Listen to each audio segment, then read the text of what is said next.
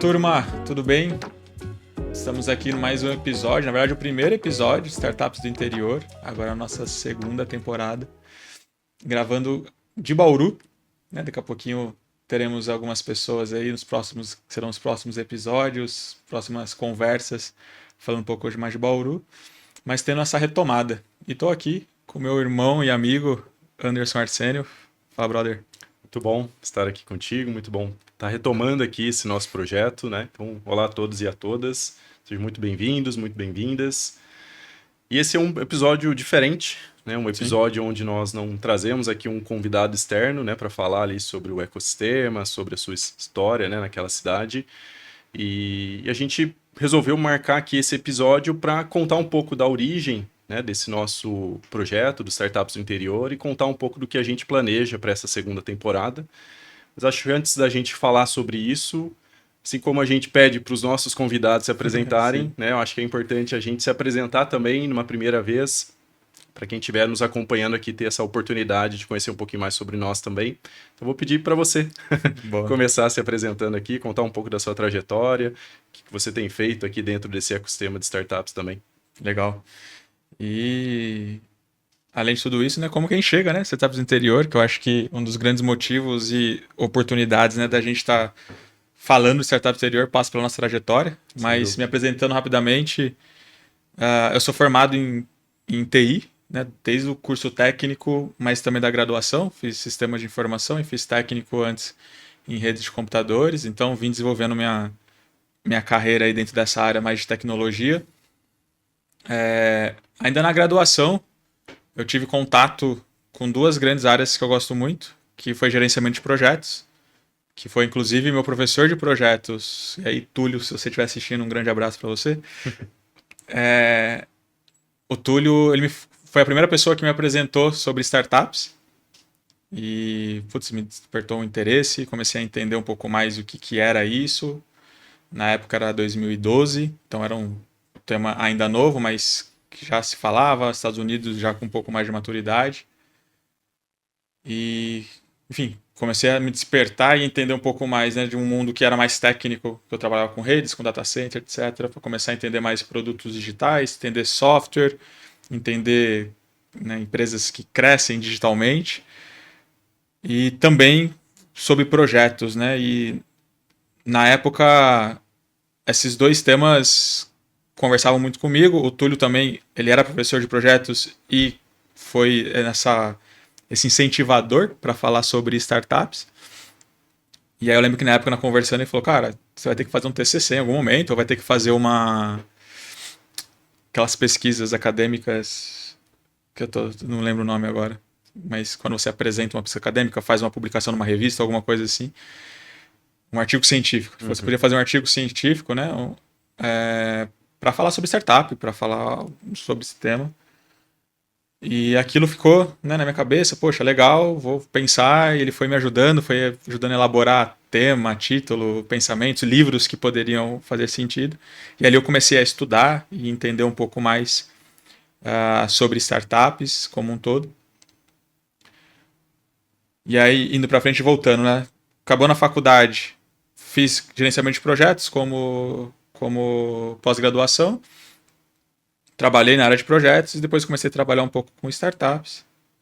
Até que a gente trabalhou junto na FJ Bauru, já volto lá nesse tema, né? Mas um pouco da carreira. Mas ainda na faculdade, quem era meu professor de TCC, meu professor de metodologia, era o professor Rufato, grande amigo nosso aqui, de Bauru. E ele falou, pô, cara,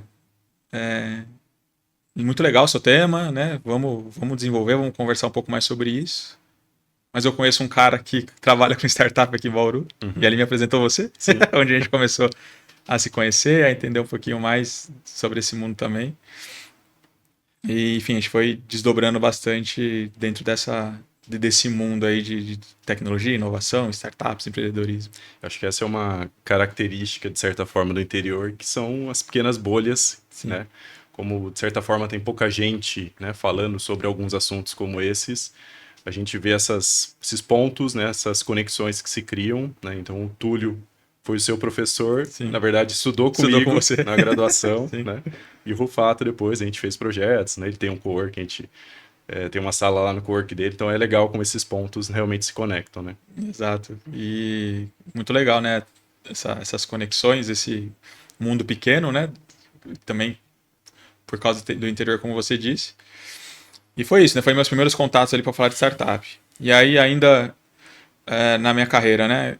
Durante toda a graduação, eu trabalhei com TI, mesmo estudando e já tendo esses primeiros contatos com o mundo de startup, com inovação.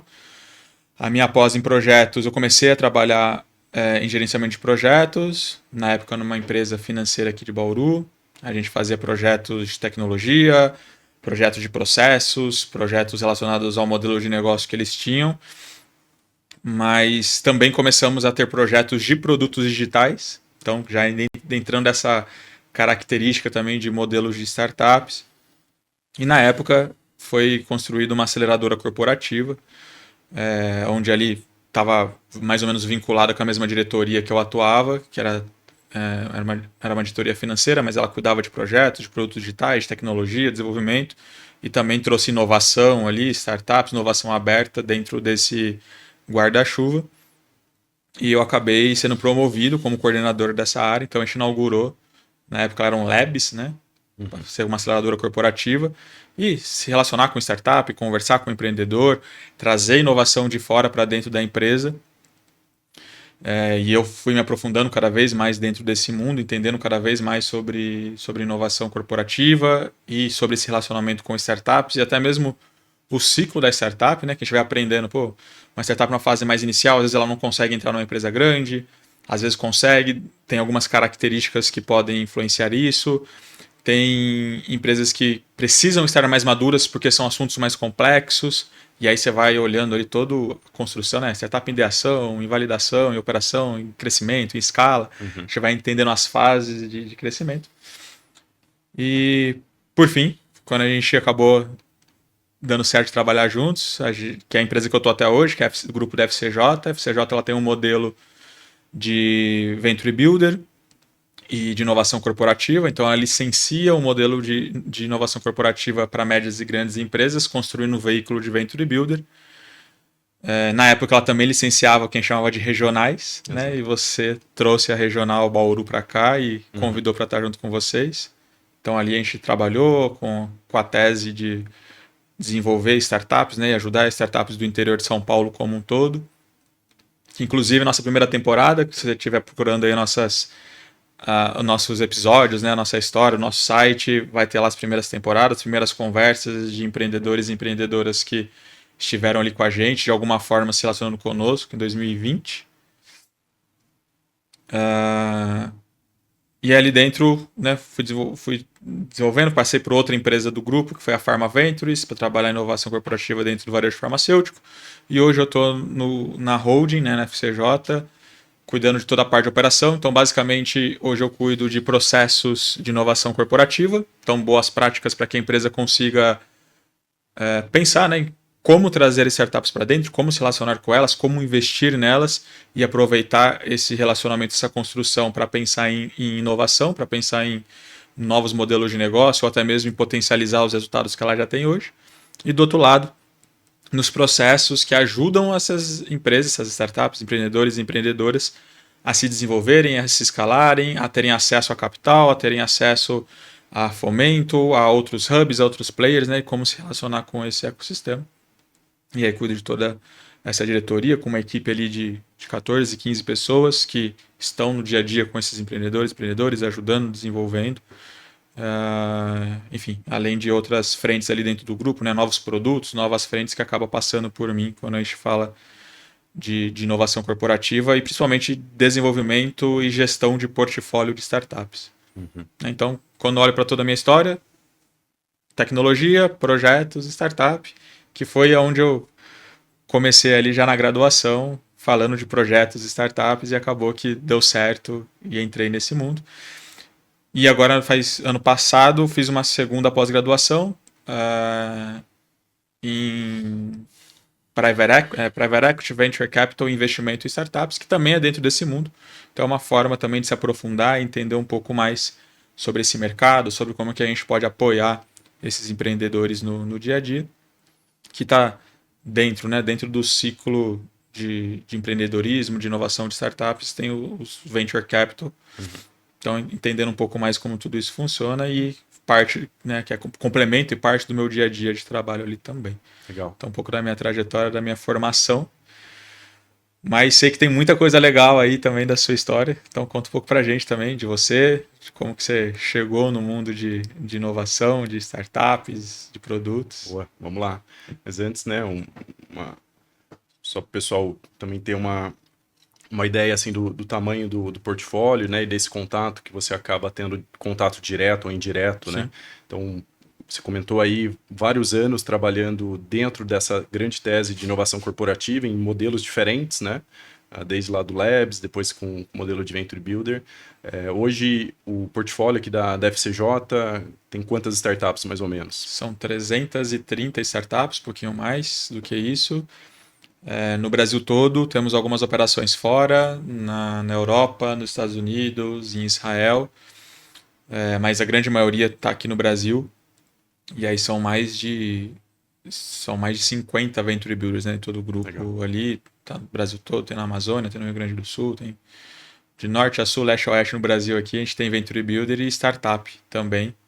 Então são 330, mas sobre a gestão do meu time diretamente, acho que são 140 startups, entre 140 e 150 startups que a gente está no dia a dia. Muito bom. Sem dúvida, deve existir vários padrões ali, né, entre os empreendedores, entre os desafios, né? E depois a gente aproveita para pegar parte aqui desse nosso momento para compartilhar, né, algumas dicas também, né, que é algo que a gente gosta muito de fazer aqui. Mas vamos lá, me apresentando então. Eu trabalho aqui com essa área de projetos digitais desde 2004 e empreendo aqui com startups há 15 anos mais ou menos. Então, essa é a linha curta aqui da MiniBio, né? Comecei lá minha carreira como programador, depois fui ocupando, né, outras cadeiras aqui de gestão de projetos, produto, até começar a empreender, né, com startups, lá em 2010, numa época que a gente nem usava esse termo, na verdade. Né? Mas hoje a gente entende, né, tinham todas as características do que hoje o consenso, né, a maioria das pessoas entende como uma startup. Como a gente fala aqui no interior, na época que tudo era mato. Tudo era mato. Quase que literalmente. Quase que literalmente. E essa primeira experiência, ela foi com uma startup chamada LiveBus, que era um SaaS, né, um software como serviço de monitoramento de mídias sociais. Eu fui um dos cofundadores ali, junto com o Paulo. Cuidava mais da parte de tecnologia. Nós criamos, então, um SaaS de monitoramento de mídias sociais, que chegou a monitorar ali 17 redes sociais. Na época ainda existia o Orkut, na época o Facebook ainda era famoso, né? Tava começando, na verdade. Então, a gente monitorou ali várias das redes sociais que existiam, né, globalmente. E esse software ele era usado principalmente por agências de marketing ou departamentos de marketing de médias e grandes empresas para saber o que estavam falando sobre sua marca ali em redes sociais. Né? Esse produto ele foi crescendo, né, ao longo do tempo. Ele chegou a ser reconhecido ali como top 3 dessa categoria no Brasil, né? Foi ganhando ali o seu lugar dentro desse mercado e tempos depois, ele foi adquirido por uma outra empresa chamada Dynamize, que era uma empresa já consolidada dentro do mundo de marketing digital, mas especialmente dentro do mundo de e-mail marketing, né? E estava começando esse movimento, então, de redes sociais, de automação de marketing, e aí aconteceu esse movimento de aquisição, onde o LiveBus passou a ser um produto da Dynamize, né? E nesse processo eu virei sócio também da Dynamize e continuei tocando o produto dentro, então, da nova empresa. Né? Tudo isso que eu contei aconteceu aqui em Bauru ainda, né? Então, interior de São Paulo, e nesse processo, como a matriz da Dynamize é em Porto Alegre, né? Ela tem filiais em outros lugares, mas a matriz é lá, eu acabei me mudando para lá e, né, toquei ali a operação por algum tempo lá de Porto Alegre. E aí, enfim, nesse processo muita coisa aconteceu, né? Acabou sendo uma grande escola também ali, né? Para a gente aprender muita coisa, não só como a criar produtos que realmente exigiam uma escala do ponto de vista técnico, né? Mas também em negócios com alto crescimento, né? Realmente com receita recorrente, né? Que vinha alcançando ali os seus objetivos. E ao final de 2015, mais ou menos, eu resolvi sair da operação, entendi que meu ciclo ali já tinha se encerrado, né? Eu conseguia passar o bastão ali para outras pessoas assumirem isso. E aí eu encerrei esse ciclo, continuo sócio da Dinamize até hoje, mas saí da operação, para em 16 começar a dar um outro movimento. Então eu costumo fazer um recorte aqui dessa carreira empreendedora em 3 grandes ciclos, né? Então esse foi o primeiro grande ciclo de cerca de 5 anos, muito focado em mídias sociais, né? Então esse era meu grande objetivo, era minha grande área de conhecimento. Depois disso, eu comecei a entrar de vez dentro dessa grande bolha de startups, né? Começando ali uma empresa chamada Digital Lab, junto com outros sócios, que tinha como objetivo atuar como um startup studio, um modelo de venture builder diferente, né? Onde nós tínhamos como objetivo criar internamente ideias que pudessem virar lá na frente realmente negócios independentes e percorresse ali um caminho mais independente, né? Então a gente criava a ideia dentro de casa, criava o produto, estratégia de lançamento e assim ia fazendo até que esse produto ganhasse certo corpo para que a gente pudesse fazer um spin-off e ele pudesse seguir uma vida mais independente. A gente fez isso por 3 anos, dali nasceram 3 novos CNPJs, né? 3 novas empresas ali nesse formato de spin-off. Então nasceu ali o ProTarefa, que era um SaaS de workflow, de BPM, de gestão de tarefas para pequenas e médias empresas. Nasceu também a Salus, que é um aplicativo na área da saúde, para agendamento de consulta e exame médico mais acessível. E nasceu a Cocriário, que na prática era um braço que nós tínhamos dentro da Digital Labs também, de serviços. Nasceu aqui como uma empresa que prestava serviços para outras empresas, também de inovação aberta, então comecei a entrar também nesse mundo de inovação aberta e não só criando startups, né, como a gente tinha ali dentro da Digital Labs. Sim. Então, nesse processo, após aqui esse ciclo da Digital Labs, eu acabei conhecendo, né, o pessoal da FCJ, o Justino, né, e também junto com o Paulo, que tinha sido meu sócio, né, no LiveBus, como eu comentei, e a gente trouxe esse modelo da FCJ para cá, para Bauru, né, com essa tese de investir em startups no interior de São Paulo. E foi uma experiência importante. Primeiro, que a gente se conheceu, Sim. foi uma experiência bacana ali que a gente teve juntos. Podemos trabalhar juntos. E montamos ali o nosso portfólio com startups de Bauru, com startups de outras cidades, né, como São Carlos. E foi uma trajetória ali que foi importante, né, nesse sentido. E aí tivemos aqui alguns desafios, né, que a gente vai sentir certamente nas conversas que a gente vai ter aqui falando de interior de São Paulo, né, de dificuldade de acesso a capital, né, cultura realmente de investimento em startups e coisas assim. A gente sentiu um pouco disso na pele, né, e por mudanças também da FCJ, né, que priorizou o modelo de corporate, não de regionais, a gente acabou daí encerrando essa operação, né, e aí o portfólio foi para outros portfólios ali do grupo, né, e você seguiu a carreira ali no grupo. Sim. E eu continuei aqui empreendendo, né, em outras coisas. Então, basicamente, esse ciclo também durou aqui cerca de 5 anos, né, que foi muito focado em construção de startups, investimento em startups, né, com modelo aqui de Venture Builder. E aí esse último ciclo, de cerca de 5 anos, 6 anos mais ou menos, tem sido muito focado em produto, em tecnologia, que é a minha essência, né, onde eu conheço mais, é onde eu mais me divirto aqui, é onde eu realmente sei que consigo contribuir. E a gente vem fazendo isso, né, ajudando hoje startups aqui a construírem seus produtos digitais, né, enfim. A gente tem feito muita coisa aí. Nos últimos anos a gente teve também uma escola de programação que a gente ajudou a formar novos programadores para o mercado, né? Então, essa foi a última grande onda aqui de atuar com pessoas na área de tecnologia e construção de software no geral. Muito Mais bom. ou menos isso. Muito bom, e uma baita carreira, né? E eu acho muito, muito legal, toda vez que você conta essa história, tem, né, bons insights ali, mas eu gosto de destacar algumas coisas, né? Primeiro, a época, né, do primeiro produto, então ali 2011, 12, né, quando Sim. vocês começaram, talvez um pouquinho antes. Enfim, um início, né, aqui para o interior de São Paulo, uma empresa disruptiva, de coisas novas, né, com uma temática nova, redes sociais, apesar de Sim. já terem sua grandiosidade naquela época, né, como o Orkut, o Twitter e talvez outras redes que já existiam, mas era uma novidade ainda, né, existe ainda todo um entendimento de como essas coisas funcionam, e vocês já já empreendendo. E o negócio que eu sempre gosto de falar, não temos exatamente essa informação, né? Mas provavelmente o primeiro exit de Bauru, aqui da nossa região. Então isso é muito legal. Acho que é um baita case, cara. Então, mais uma vez também parabéns, porque é um case muito legal e é inspiração pra gente aqui, né?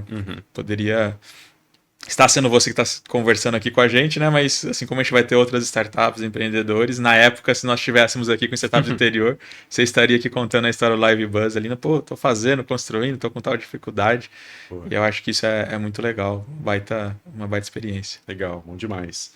E esse projeto aqui, né, do Startups no Interior, acho que surge muito com esse objetivo, né, de justamente trazer essa visibilidade, né, para startups do interior de São Paulo, compartilhar dicas, conhecer ecossistemas, né? E queria pedir para você contar aí para a turma como que a gente começou isso, né, que momento que era, que formato que foi, né, para depois contar o que vem pela frente. Legal.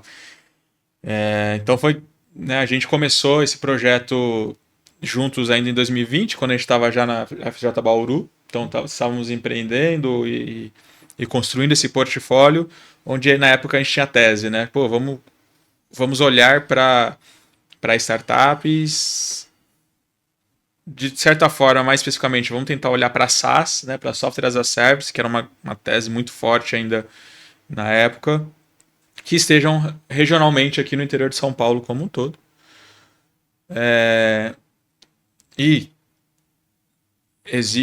Né, já até entrando no tema, né? Basicamente, quando a gente fala de startups no Brasil, a gente está falando de São Paulo, 99%, alguma coisa no Rio e outras grandes capitais, né? Agora está ficando mais forte Floripa, Recife, né? Tem algumas grandes capitais, próprio Porto Alegre tem bons negócios, que acaba que hoje está mais maduro, a gente vê mais negócios, mais coisas florescendo, mas ainda em 2020 também um movimento que ainda era insurgente, e a gente querendo entender, né, como que a gente fomenta também mais desenvolvimento disso, mais construção. Eu lembro que na época o próprio Sebrae já tinha, né, o Sebrae Startups, uma coisa assim, que era para ajudar a formar e olhar para a gente que estava construindo startups, estava construindo novos negócios como um todo, e tinha um polo forte aqui em Bauru, tinha polo em outras regiões do interior de São Paulo, e a gente queria entender o que esse pessoal estava construindo, quanto portfólio, né, era uma forma da gente ter mais acessos também e entender onde tudo isso estava acontecendo, onde estava tendo mais desenvolvimento. Mas quanto podcast aqui, nossa curiosidade, o que a gente gosta, né, por que startups do interior, como que a gente conta boas histórias de pessoas que estão construindo cases legais no interior de São Paulo, né? Então, saindo de São Paulo, saindo das grandes capitais dos estados, e aqui no nosso caso a gente está falando de interior de São Paulo, por acreditar, né, na força do interior, entender que aqui tem muita gente boa, tem muita oportunidade, então temos ótimas universidades, né, a USP, a Unesp, lá em São José dos Campos, que é interior de São Paulo, o ITA, Unicamp, o FISCAR, o próprio Instituto Federal, então as ETECs e FATECs, né, que formam muita gente, fora todas as universidades particulares que também formam pessoas em tecnologia, em diversas outras áreas. Então, poxa, se tem tanta gente boa, tem tanta oportunidade, onde que estão essas oportunidades e quem está conseguindo construir, o que estão construindo, né? Então o objetivo era, vamos entrevistar, vamos conhecer essas histórias, vamos entender as dificuldades, entender também as coisas boas que existem quando nós estamos empreendendo no interior. O que dificulta, né? Você citou aí na sua fala o acesso a capital, que é um tema delicado, porque se a grande concentração de negócios está em São Paulo e nas grandes capitais, provavelmente também o capital está mais concentrado nessas regiões. Acesso a talentos, acesso a recrutamento, folha de salário, crescimento, né? Consigo fazer uma empresa de 10, 50, de 100, de 500, de 1.000 funcionários, de 10 mil funcionários no interior? Sim, não. Então, entender um pouco mais dessas histórias, entender os exits, né? As pessoas que fizeram a história, conseguiram fazer seu exit e agora estão investindo ou estão construindo novamente novas startups. Então, acho que nossa primeira temporada, ela olhou para essas histórias, muito de nosso relacionamento também na época por causa de FJ Bauru, mas de outros relacionamentos que nós estávamos construindo, para poder entender um pouco mais o que esse pessoal estava construindo, quais eram as dificuldades, o que eles tinham de dica, como que eles poderiam trazer uma inspiração para quem estava começando e quem queria começar, empreender e falar de startups aqui no interior de São Paulo. E aí foram acho que 10 episódios, 12 episódios, não lembro exatamente. Acho que foram 10. Acho que foram 10 episódios, com uma galerinha muito bacana. Algumas startups, inclusive, que você citou aí, né? O Protarefa e algumas outras ali que estiveram com a gente durante essa jornada, estão ali, tem as suas entrevistas. E a gente fez todo esse primeiro episódio olhando na época, né, justamente por essa tese que nós trabalhávamos. Mas o sonho não parou por aí. A gente, né, 5, 6 anos depois, né, na época foi 2020, agora 26, estamos retomando o projeto. Agora na segunda temporada, porque a gente acredita, né? A gente gosta da tese, a gente entende como que tudo isso funciona. Existem ecossistemas que estão mais maduros, outros que, né, ainda estão se desenvolvendo também. A gente está conhecendo isso, né? Estamos conhecendo pessoas ainda dentro dessa jornada. Também as pessoas que já vieram daquela época e agora estão em outra trajetória. Vão ser aí alguns dos episódios que vocês vão ver agora nessa segunda temporada. Mas, né, antes da gente aprofundar, fala um pouco mais também da segunda temporada, para o pessoal entender o que a gente está construindo e o reforço, né, dessa tese que a gente está fazendo. Boa.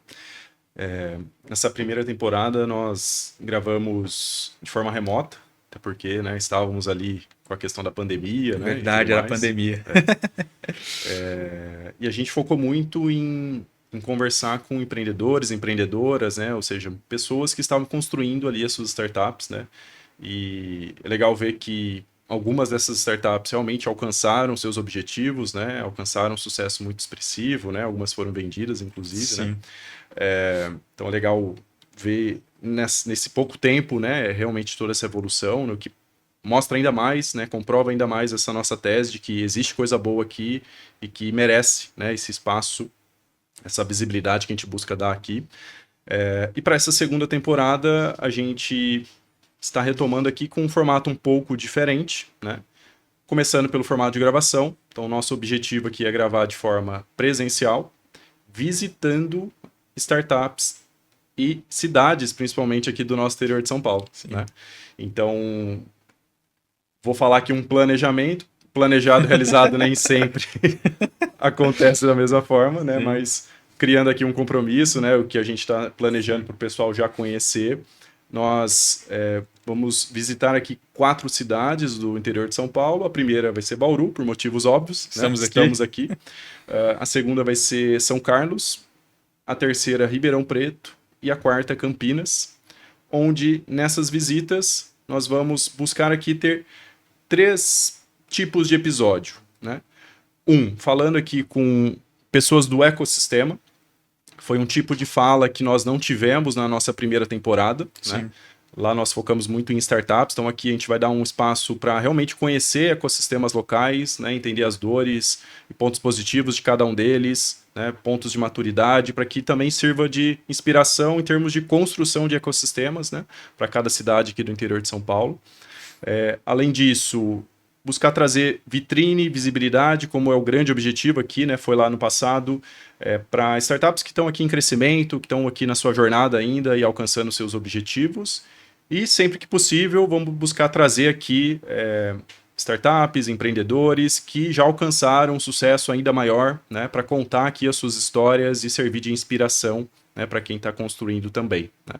Eu acho que no meio de tudo isso, né, o que a gente sempre vai buscar também é compartilhar muitas dicas, né, para ajudar quem está começando, né, para ajudar quem está na batalha ainda, e para que a gente consiga com isso trazer essa visibilidade para ecossistemas locais, startups, e ajudar de alguma forma para quem está construindo a sua própria jornada ali também. Tanto essa temporada quanto este episódio em específico tem o apoio da Next Squad. A Next Squad é uma empresa que ajuda startups de qualquer estágio a criarem ou a evoluírem os seus produtos digitais. Eles contam com uma equipe com mais de 20 anos de experiência. Então, se você está aí construindo, evoluindo, seja com a sua equipe atual que está precisando de uma força, ou seja, que você precisa de uma equipe de tecnologia para construir o seu produto, vocês podem contar com a Next Squad. Para conhecer um pouquinho mais, você pode acessar o site na descrição desse vídeo e também estará nas imagens no QR Code a qualquer momento durante a nossa gravação. Eu acho que pensando nisso de compartilhar, né, de dicas e tudo mais, vamos aproveitar esse episódio para não ficar aqui Com só certeza. vendendo o jabá de como que vai ser, né, essa segunda temporada, mas compartilhar também para quem está acompanhando, você aí acompanhando, né, e ajudando empreendedores, empreendedoras, startups a construírem sua jornada aí na FCJ, certamente consegue compartilhar aqui algumas dicas para ajudar quem está começando. Então, pedir aí para você começar compartilhando, depois eu conto as minhas também. Legal, legal. Acho que uma primeira, não necessariamente dica, mas um primeiro encorajamento, e aí principalmente, né, se você aí que está assistindo a gente tá no interior e está assistindo a gente, está conhecendo alguma história, empreenda no interior de São Paulo, né? Então, se sua empresa está aqui em Bauru, está em Ribeirão, está em São Carlos, está em Campinas. E um ponto importante, né? A gente falou dessas cidades, mas não necessariamente estamos presos a elas, né? Com certeza. Se você também está em outra região, quer, né, trazer essa oportunidade da gente conversar com pessoas daí da região de vocês, né? Será um prazer para a gente estar aí visitando, conhecendo mais histórias e falando, né, de bons cases do interior. Então, acho que o primeiro encorajamento é você estar no interior. Não leva sua startup para a capital, não. Vamos montar ela aqui, vamos construir ela aqui, contratar o pessoal daqui, conversar. Obviamente, hoje existe a facilidade, né, de se contratar remotamente e tudo mais, e a gente tem que trabalhar isso de uma forma bacana. A eficiência de capital ela é muito importante quando a gente está falando de construção de startups. Mas o custo é menor, né? Viver no interior, construir essas empresas, normalmente o que a gente tem visto aí, tem conversado com o pessoal, acaba sendo algo mais viável e muita gente forma daqui e vai para a capital ou vai para outra região por não ter oportunidade no interior, né? Então é uma das nossas teses de a gente fomentar tudo isso. Então já fica um primeiro encorajamento. Se você está construindo, construa. E como eu já falei de eficiência de capital, já vou usar essa primeira dica. Quando a gente fala de startup em específico, né, de produtos digitais, uma característica é aquele crescimento acelerado, né, aquela exponencialização. Isso acontece, obviamente, pela tecnologia habilitar essa exponenciabilidade, né, ela conseguir fazer esse descolamento entre crescer essa receita muito mais rápido do que as despesas. Mas um grande desafio e uma grande característica de quem consegue fazer isso muito bem é a eficiência de capital. Então a gente ter muito cuidado e testar as hipóteses, entender rapidamente o que está sendo construído para que se gaste o menor dinheiro possível, né, na hora de ficar construindo essa hipótese, esse problema, né, descobrindo esse problema, descobrindo esse mercado, construindo esse produto. Então, ter eficiência de capital para que, dando certo, consiga fazer seja uma captação de investimento ou seja a preparação para uma próxima rodada, para uma próxima fase, ser muito bom de eficiência de capital, que inclusive nas rodadas, principalmente de seed, de série A, já vai ser uma métrica cobrada pelos venture capitals, né? O investidor ali, o fundo de VC, ele vai olhar para a eficiência de capital para entender quanto que você está gerando de receita para cada colaborador, quanto que você gera de receita para cada cliente, CAC, LTV, né, e todas as métricas financeiras. Então esse é um primeiro ponto, né? A gente conseguir sermos criativos, a gente conseguir utilizar de tecnologias, processos para termos uma boa eficiência de capital. Acho que já existiu uma época onde isso não era muito cobrado, né? E na verdade existia o contrário disso, né? Muita ineficiência, porque o capital era muito abundante ali, disponível, né? Mas isso mudou, né? Claramente mudou nos últimos anos, né? E continua assim, né? Para startup exterior, de certa forma, essa restrição sempre existiu e continua existindo, né? Agora, para startups que estavam com melhor posicionadas, né, em capitais e que tinham relacionamentos ali com os fundos, elas conseguiam captar muito dinheiro lá atrás, né? E hoje exige-se muito mais essa eficiência, né? Então acho que essa é uma ótima dica que serve não só para startups aqui do interior, para quem está começando, né, mas para todo mundo no cenário atual que a gente tem. Exato. E aí, tá pegando esse gancho seu, né? Se você quer se você quer investidor, investidora, grupos de capital aí de investimento, o empreendedor, a empreendedora do interior de São Paulo, ele já está acostumado a viver com pouco, né? Porque ele não tem esse acesso, né? Como o Anderson disse. Então, ele já tem essa disciplina, esse cuidado com o capital. Então, já é inclusive uma característica interessante, né? Porque o próprio ecossistema, né? O próprio momento aqui já força que ele tenha essa disciplina. E isso é uma característica legal aqui, que ela é necessária, né? Quando a gente está empreendendo. E acaba sendo uma necessidade já forçada, né? Quando a gente está falando aqui de ecossistemas com pouco capital. Mas são características que vocês vão encontrar aí nos nossos bons empreendedores e empreendedoras. Uma outra dica, e aí para quem já está numa fase um pouquinho antes, quem tá começando, é uma dica bem batida, vocês vão ouvir isso bastante em podcasts, em conversas, mas ainda ali para a gente que conversa, né, com empreendedor, com empreendedora no dia a dia, a gente vê acontecendo bastante, entendam muito bem, muito profundamente o problema que vocês querem resolver, né? A gente ainda vê muito uma animação ali do pessoal querendo construir aplicativos, querendo construir plataformas, né, tendo ideias bem mirabolantes, e muitas vezes são ideias que fazem sentido e que realmente são legais. Na hora que você olha, poxa, isso aqui é legal, faz sentido. Só que não basta, né, ser legal, fazer sentido, não basta ser divertido, não basta ser bonito. Precisa ter um mercado para isso por trás, né? Aquilo precisa ser uma dor suficiente para que as pessoas paguem por aquilo, para que exista um mercado por trás que fala, poxa, o pessoal está construindo uma plataforma, um aplicativo, um software, construindo um produto digital que resolve a minha dor, que, né, me ajuda de alguma forma.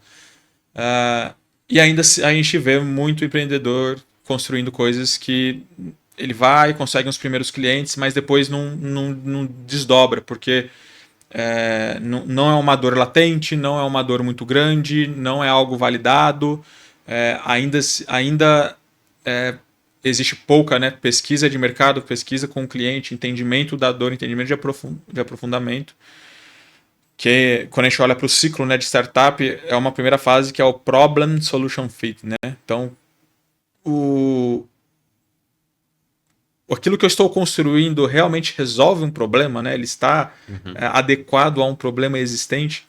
Isso é muito importante, porque só existe escalabilidade, startup, investimento, qualquer coisa assim, se aquilo for muito grande, tiver um potencial de ser muito grande, né? Então, essa uma segunda dica aí. Agora, para quem está bem no início mesmo, que validem seus problemas. Se você também está construindo uma feature nova, de repente fala, poxa, eu já tenho uma empresa que já está andando bem, mas por algum motivo aquilo está travando o crescimento e agora eu vou desdobrar isso, ou pivotar, né, que é mudar o direcionamento, ou começar a buscar uma nova oportunidade em outro mercado, em uma nova forma de construir aquela empresa.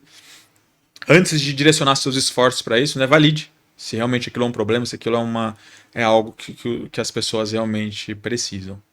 Então, acho que essa é uma segunda dica. E uma terceira dica para a gente fechar aqui, e aí, para quem já está na fase de maturidade de captar investimento, coisas que a gente vê bastante, existe um glamour, e ele, de certa forma, ele é entendível porque é muito difícil captar investimento, né? Não é simples, não é democrático. O Venture Capital é um mercado ainda pouco acessível. E captar investimento, ele tem um objetivo em si, que é acelerar o crescimento. Então, eu tenho uma tese, essa tese já se validou. Então, para a dica anterior, né, eu tinha um problema, eu validei ele, construí um produto, esse produto está funcionando, e agora eu posso crescer ele organicamente e eu vou atingir um ponto X em 3 anos, ou eu posso atingir esse mesmo ponto X em 1 ano e meio, 1 ano, com capital intensivo, né? E aí sim, acelera-se o crescimento da empresa com o capital externo. Só que acessar esse capital, conseguir esse investimento, ele é muito difícil. E ele exige algo que para mim, é onde está a grande dificuldade e é onde eu vejo que os empreendedores mais patinam ali no dia a dia, que é criar relacionamento com os fundos de investimento. Normalmente espera-se eu precisar. Então, poxa, eu estou aqui rodando. Nossa, se eu não captar investimento aqui, em X meses a minha empresa fecha. Esquece, não é momento para você captar investimento. Eu tô captando aqui, mas aconteceu alguma coisa e eu preciso desse dinheiro para o mês que vem. Já foi. Né? Então, normalmente não se capta investimento quando eu preciso daquele dinheiro para sobreviver. Eu capto investimento novamente, porque eu quero acelerar um resultado que já é proeminente, um resultado que eu já estou vendo que ele pode acontecer e eu quero acelerar isso. Só que, para um investidor se tornar sócio, fazer esse aporte, ele precisa te conhecer. Então, poxa, eu vou investir no Anderson, eu quero saber quem é o Anderson, o que você fez, né? Sim. Você acabou de contar a sua história. Sim. Poxa, empreendi, fiz isso, fiz aquilo, estou empreendendo, estou construindo e tudo mais. E o investidor ele vai querer entender isso, vai querer saber o que você consegue fazer, se você realmente consegue executar esse trabalho. E isso leva tempo de relacionamento. Então, esse tempo de relacionamento ele precisa ser aproveitado antes de eu precisar do capital. Então, se você está empreendendo e pretende ir para esse mercado de venture capital, pretende captar investimento, já começa hoje. Se você está ouvindo isso, já começa hoje. Procura os investidores que você tem interesse, seja investidor anjo, seja fundo de venture capital, e já descobre quem são os sócios, quem são as pessoas que estão gerenciando esses fundos, quem são os líderes. Participa dos eventos, né? Então a gente tem grandes eventos no Brasil, né? O Web Summit no Rio, o Case em São Paulo, lá em Minas a própria FCJ faz o Minas Summit, tem o South Summit, o Gramado Summit, tem vários summits da vida que acontecem no Brasil, onde normalmente são convidados investidores. Então, participa para ir lá, você conhecer o investidor, conversar com ele, entender. Porque a partir do momento que você apresenta a sua solução a primeira vez, vai começar esse relacionamento, né? esse namoro, né? Essa paquera, vamos assim dizer, com esse investidor. Então ele vai conseguir conhecer a sua trajetória, conhecer um pouco mais de você. Durante esse período é importante que você mande os relatórios do que está dando certo, o que não dá. Então você conheceu o investidor hoje, daqui 3 meses você encontrou com ele de novo, já conta para ele, poxa, aquilo que eu estava pensando em executar deu certo, minha empresa cresceu, minha empresa validou, eu consegui novos clientes, eu tô evoluindo. Esse entendimento de que a empresa está evoluindo, de que você consegue executar, de que as coisas estão andando, ele é muito importante para o investidor. Para na hora que você levantar a mão e falar, olha, acho que chegou o momento de eu captar investimento, porque eu já estou preparado para isso, ele já te conhece.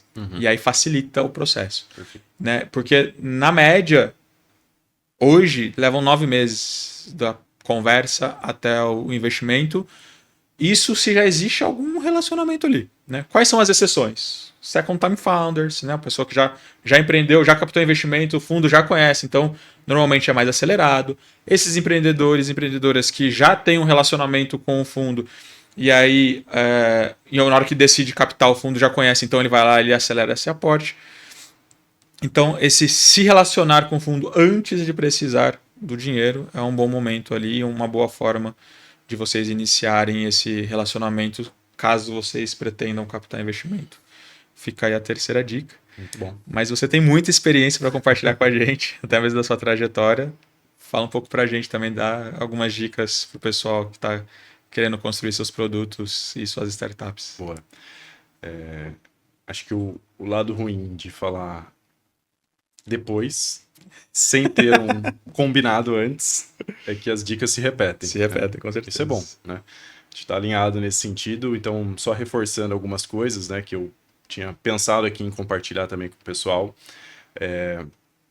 Primeiro, essa questão da validação, é muito comum a gente querer pular etapa, né?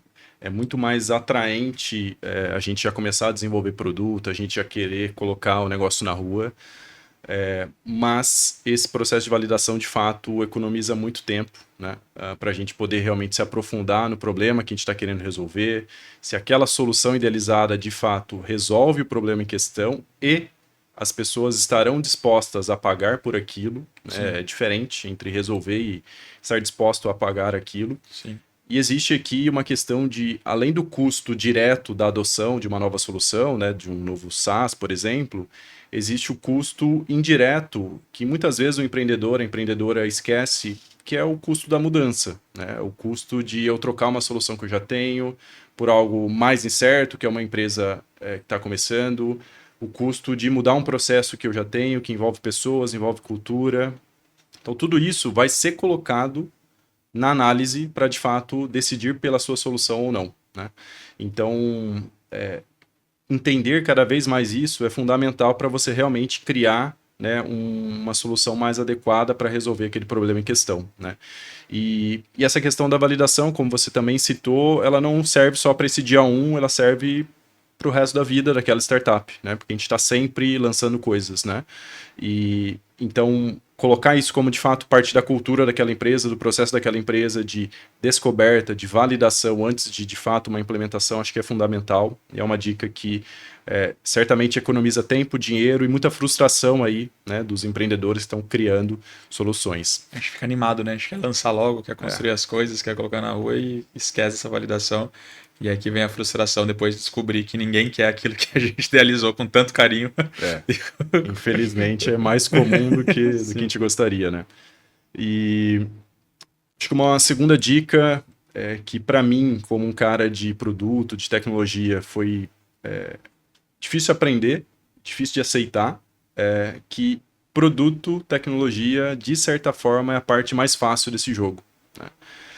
A parte mais difícil desse jogo é, de fato, você conseguir encaixar esse produto com o mercado, é você conseguir criar uma estratégia de go-to-marketing excelente e eficiente, né? Perfeito. É muito comum, pelas facilidades de hoje em dia, a startup acabar adotando uma estratégia de go-to-marketing de tráfego pago, outbound, e isso pode dar resultado até certo ponto, mas dificilmente vai colocar ela no estágio que ela gostaria de alto crescimento e com uma eficiência, como você citou também, né? Então, acho que dedicar tempo em arquitetar realmente, né, uma estratégia de go-to-marketing mais proprietária, com mais previsibilidade, vai ajudar muito, né, a você conseguir ter essa distribuição, né, e levar essa sua solução realmente para um grande número ali de clientes depois, né? Então, se dedicar aqui em criar boas estratégias de GTM, acho que é fundamental e é algo que às vezes a gente deixa de lado, né? Porque a gente fica muito focado em construir produto, mas como eu falei, essa é a parte, de certa forma, mais fácil desse jogo. Então, gasta tempo, realmente se dedica em construir uma boa estratégia para você conseguir distribuir bem o seu produto depois. Então, acho que essa é uma segunda dica que te aprendeu na dor, né? E que eu acho que dá para cortar alguns caminhos. Hoje em dia tem muito conteúdo disponível, né? E dá para você realmente pensar fora da caixa nesse sentido e construir um bom plano para cada startup, independente do contexto dela. E acho que a terceira também é uma dica que a gente escuta bastante por aí, quase um clichê, mas, né, a gente deve escutar e é muito difícil praticar ela, que é a questão foco, né? Num mundo cheio de distração, num mundo com várias oportunidades e possibilidades, ainda mais no contexto atual, né, com quase IAs disponíveis, é muito comum a gente se distrair e querer fazer uma próxima coisa antes de consolidar aqui a coisa atual, né? Então, você realmente fazer o seu produto, né, com um modelo de negócio, com um canal de vendas, com uma estratégia clara de geração de demanda, de conversão de clientes, fazer isso, né, uma coisa por vez, realmente ir consolidando até você ter espaço para começar a experimentar aqui novas linhas de receita, novos modelos de negócio, novos canais de aquisição e etc. Acho que é fundamental para você realmente conseguir ser mais eficiente, né, e não se dispersar e achar que algo não está funcionando, então já vamos experimentar algo novo. O novo ele é sempre mais atraente do que o velho, né? Então você tomar esse cuidado, dar tempo a algumas coisas acontecerem e realmente ter essa cultura de consolidação antes de experimentar várias coisas, né? Acho que diversificação é muito importante em vários outros contextos, né? Especialmente em investimento. Sim. Agora, quando a gente está falando da nossa atenção, né, de alocação de um recurso da nossa startup, a gente tem que tomar um pouco mais de cuidado, né? E fazer isso fase a fase, eu acho que é fundamental para a gente ter essa eficiência que você também comentou, né? Acho que essa é uma terceira dica aqui que eu gostaria de comentar. E acho que agora a gente pode dar abertura oficial aqui, né, para essa segunda temporada. Iniciamos a segunda temporada de Iniciamos. Startups Interior. E os próximos episódios nós vamos conversar aqui com alguns empreendedores, atores aqui do ecossistema e startups, né, de Bauru. Né? Vamos começar por Bauru e depois a gente segue aí para outras cidades. Muito bom. Eu quero só aproveitar e reforçar aqui, principalmente o nosso patrocinador, né, que está apoiando a nossa... Tanto, né, toda a nossa temporada, mas também todos os episódios que vão estar por vir, inclusive o episódio de hoje, que é a Next Squad. Então, reforçando você, empreendedor e empreendedora, que está precisando de ajuda, seja para construir o seu produto digital, seja para fortalecer ainda mais o produto digital, né? Está precisando ali de profissionais de tecnologia que desenvolvam isso para você. A Next Squad pode ser o seu parceiro ideal. Então, procura eles, conhece um pouquinho mais do serviço deles ali, que imagino que vai casar bem para as suas necessidades. E, brother, obrigado. Eu fico muito feliz da gente estar tocando esse projeto juntos. É uma boa inspiração aí estar com você. A gente vai conhecer muita gente bacana. Espero que sirva aí como inspiração também para as pessoas que estão assistindo, que vão ouvir aí os podcasts com a gente. E a gente consiga, ao final, saber, né, que mais pessoas estão empreendendo, estão construindo suas empresas, suas startups no interior de São Paulo. E a gente está fortalecendo cada vez mais essa região. Bom demais. E vamos junto. Bom demais estar contigo. Vamos nessa. Até a Valeu. próxima.